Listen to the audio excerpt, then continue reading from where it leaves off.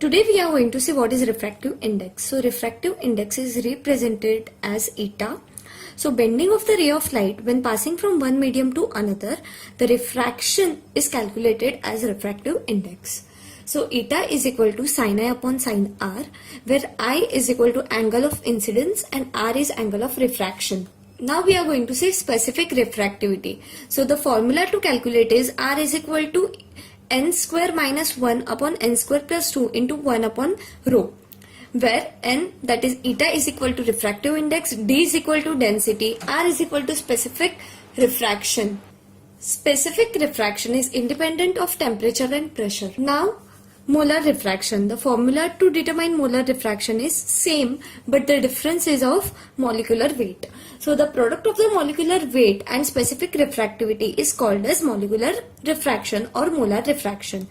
And the formula is r is equal to n square minus 1 upon n square plus 2 into m upon rho, where m is equal to molecular weight of the compound.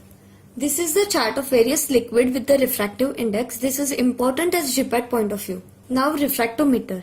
The instrument used to determine the refractive index is called as refractometer.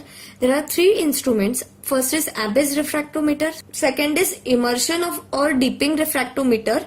Third is Pulfridge refractometer.